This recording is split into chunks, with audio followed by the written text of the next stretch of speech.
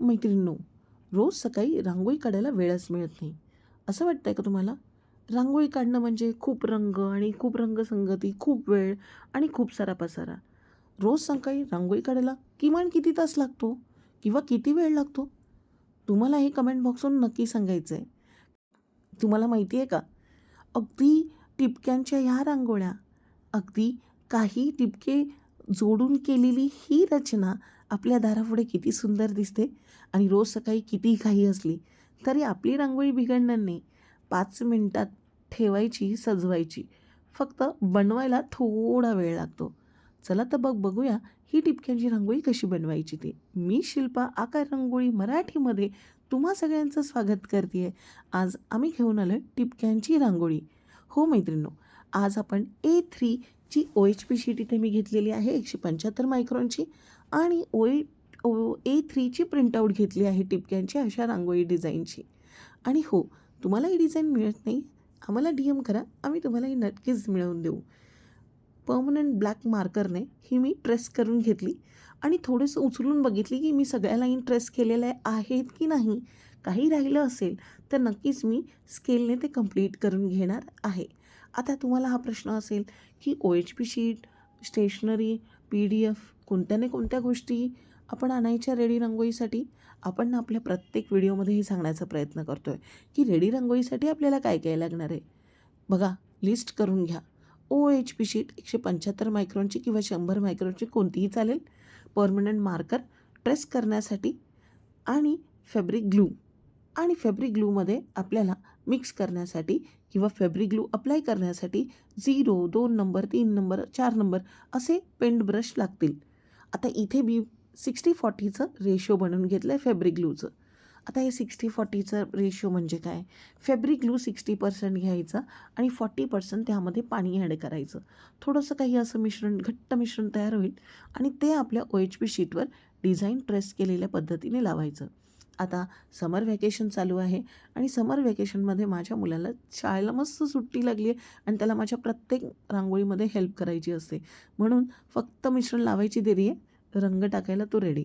रंग त्याच्याकडून भरून घेतला फिलरने आणि पहा पेपरवर त्याच्यावर हलकंसं ट्रेस केलं आहे आणि हलकं टॅप टॅप टॅप टॅप करून उरलेली रांगोळी बाहेर काढली. सेम टू सेम प्रोसेस मी सगळ्या डिझाईनसाठी आणि सगळ्या आकृतीसाठी कंप्लीट करून घेणार आहे, कारण आपल्याला ही पूर्ण डिझाईन आपल्याला भरून काढायची आहे. तुम्हाला माहिती आहे का, माझ्या मुलाने खूप छान आयडिया सांगितली.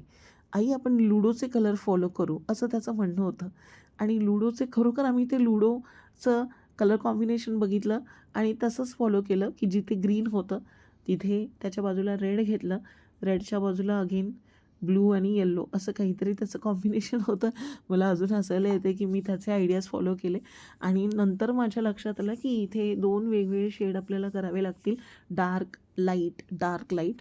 मग हो, आमचे परत आमचं थोडी इथे बुद्धीला चालना द्यायला लागली की लाईट ब्लू नंतर डार्क ब्लू नंतर लाईट ब्लू, डार्क ब्लू असे सगळे कलर आम्ही शोधून काढले मग आमच्या ह्याच्यातले आणि मग सुरू झाली ही सगळी रचना. आता ही अशी डिझाईन आहे म्हणून अशा प्रकारची रंगसंगती. ह्याआधीसुद्धा मी डिझाईन केली आहे बरं का, पण त्यामध्ये ती वेगळी डिझाईन दिसत होती आणि आता ह्यामध्ये टोटली वेगळी डिझाईन दिसते. म्हणजे नुसत्या रंगसंगती बदलल्या ना तरी पण आपली डिझाईन फार वेगळी दिसायला लागते. आणि रेडी रांगोळीमध्ये तुम्हाला पहिला लेअर व्यवस्थित मारून घ्यायचा आहे बरं का. आता इथे मी सगळ्या या 4ही डिझाईनचे डार्क रंग भरून घेतले आणि त्यानंतर भरून घेतलं मधला पर्पल शेड. आता या चौघांना कॉमन कलर ठेवायचं ही सुद्धा आयडिया त्याचीच होती. लुडोमध्ये त्याच्यामध्ये काय देतात ते तर सांगितलंच नव्हतं ना. मग इकडे परत आम्ही आमचे रंग, जे न वापरलेले रंग होते ते वापरायला सुरुवात केली आणि काहीशी अशी रचना झाली. मग आता मधल्या रंगाला काय द्यायचं किंवा मधल्या स्क्वेअरला काय द्यायचं, परत ते सुरूच होतं. आता इथे पहा, एक पूर्ण लेअर झाल्यानंतर आपल्याला चेक करायचं आहे की आपली रांगोळी पडत तर नाही आहे ना. कारण पहिला लेअर अगदी व्यवस्थित फिक्स बसला ना की त्याच्यावरती दुसरा लेअर मारणं इझी जाईल. म्हणून तुम्ही इथे पाहू शकता की ह्या डॉटेड रांगोळीच्या सगळ्या शेपमध्ये आपले रंग भरून झालेला होता. म्हणजेच पहिला लेअर रांगोळीचा मारून झालेला होता.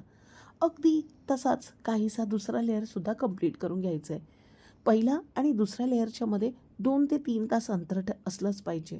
म्हणजे एकदा तुम्ही पहिला लेअर मारला, की त्याला 2 ते 3 तास व्यवस्थित सुकवायला ठेवा आणि मग त्यावर ज्या आपण रंगसंगती सेम मारल्यात, त्या सेम रंगसंगती तुम्हाला रिपीट करायच्या दुसऱ्या लेअरसाठी. आता इथे पण मी परत तसंच करून घेते आहे. डार्क रंग पहिले मारून घेते. ज्या रंगाचे सिक्वेन्सने मी पहिला लेअर मारला होता, अगदी त्याच रंगाच्या सिक्वेन्सने मी दुसरा लेअरसुद्धा कंप्लीट करून घेणार आहे. आता काय आहे ना, बऱ्याच जणांचे बरेच असे क्वेरीज आहेत रेडी रांगोळीमध्ये.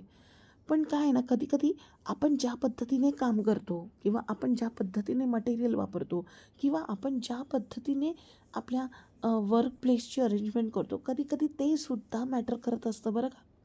आता रांगोळी मारताना जर तुम्ही खूप फास्ट फॅनखाली बसला आहात, तुमचं लेयर सुकत सुकत चाललेत, तुम्ही मिश्रण अप्लाय करत चाललंय, ॲट अ टाईम तुम्ही सगळीकडे मिश्रण लावून घेतलं आहे आणि नंतर रांगोळी चिटकवायला जाल, तर रांगोळी चिटकेल का? नाही ना. तर तुम्हाला काय करायचं आहे, मिश्रण लावल्या रांगोळीवर काम करायचं आहे आणि पूर्ण तर एकतर फॅनच्या खाली बसायचंच नाही आहे. फॅन ऑफ, AC ऑफ अशा ठिकाणी बसायचं जिथे नॅचरल हवा खेळती आहे तुमच्याकडे हवा आणि तुम्हाला किती गरम होऊ दे, पण हे अशी कामं फॅनखाली करू नका. त्याच्याने सुद्धा तुमचं लेयर न लागणं, रांगोळी व्यवस्थित न चिटकणं, रांगोळीचे पापुत्रे निघणं, ही अशी बरीच आणि बरीच कंप्लेंट्स येऊ शकतात. तर तेच म्हणते ना, काम करण्याची पद्धत, तुमच्याकडे काम करण्यासाठी असलेलं साहित्य आणि तुमची काम करण्याची रचना, वर्क प्लेस सगळंच मॅटर करतो. इथे पहा, दोन्ही लेयर कंप्लीट झाले बरं का. दुसरा लेयर सुकण्यासाठी सुद्धा आपल्याला 2 ते 3 तास द्यायचे आणि त्यानंतर आपल्याला आपली बॉर्डर करायची आहे. आता ना मी ना कधी-कधी ना माझे काही डिटेल्स त्याच्यामध्ये खूप ॲड करायचा प्रयत्न करते. इथे बघा एक सरळ बॉर्डर द्यायचं टाकून मला टिपके द्यायचे आहेत आणि मग त्या बॉर्डरला कनेक्ट करायचं आहे. म्हणजे काहीतरी वेगळं असं दिसण्यासाठी काही वेगळ्या पद्धती शोधून काढत असतं आपलं मन. आता इथे तुम्ही बघितलं असेलच की डॉटेड रांगोळी दिसावी म्हणून मी बऱ्याच ठिकाणी डॉट्ससुद्धा ॲड केलेत. तुम्हाला काहीशी अशा प्रकारे ती मस्त अशी रचना आपली अगदी शिस्तबद्ध बॉर्डर करून घ्यायची. इथे मी स्पेसिफिकली पांढऱ्या रंगाचा वापर केला आहे आणि तुम्हाला माहिती आहे का, हे सुद्धा आपल्याला ठरवता आलं पाहिजे की आपल्या रांगोळीला आपण पांढऱ्या रंगाची बॉर्डर करावी की काळ्या रंगाची बॉर्डर करावी. तुम्हाला हे सुद्धा माहिती असलं पाहिजे की जर आपले रंग जाणारे असतील म्हणजे खूप गडद असतील, ते आपल्या हाताला लागत असतील, तर त्याला स्पेसिफिकली ब्लॅक रंगाची बॉर्डर करा आणि पांढऱ्या रंगाची बॉर्डर अशा रंगांना करू शकता तुम्ही जे रंग सोडत नाही आहेत, व्यवस्थित आहेत. जेणेकरून ते बॉर्डरवर तुमचे रंग येणार नाही. काहीसं बघा छोटे डिटेल्स माझ्या पद्धतीने ॲड केल्यानंतर टिपक्यांची रांगोळी बनून रेडी. आहे ना, खूप सॉलिड अशी डिझाईन, खूप मस्त दिसणारी डिझाईन. काय ना स्वतःची तारीफ स्वतःच करायची कारण आपण खूप मेहनत घेतली हो मी त्याच्यावरती. अगदी 2 तास सुकवायला ठेवले, वेट केलं आहे की छान डिझाईन मी बॉर्डर करेल, मांडेल आणि 5 मिनिटात त्याला डेकोरेट करून ठेवेल. अगदी 5-5 मिनिटं बोलता पूर्ण एक दिवस जातोच हो, एक रांगोळी बनवण्यासाठी. आहे ना, खूप छान डिझाईन. तुम्हाला आमची डिझाईन कशी वाटली, ही आयडिया कशी वाटली, आम्हाला कमेंट बॉक्सवरून नक्की कळवा. आणि हो मैत्रिणींनो, तुम्हाला आमचे व्हिडिओज, आमचे आयडियाज आवडत असतील, तर आमच्या चॅनलला लाईक, शेअर आणि सबस्क्राईब जरूर करा. भेटूया अशाच मस्त आणि भन्नाट आयडियासह येणाऱ्या व्हिडिओमध्ये. तोपर्यंत मैत्रिणींनो, रांगोळी करा आणि हो, आमचा वर्कशॉप आहे डॉटेड रांगोळीचा 12 आणि 13 जूनला. नक्की जॉईन व्हा. भेटूया वर्कशॉपमध्ये. धन्यवाद.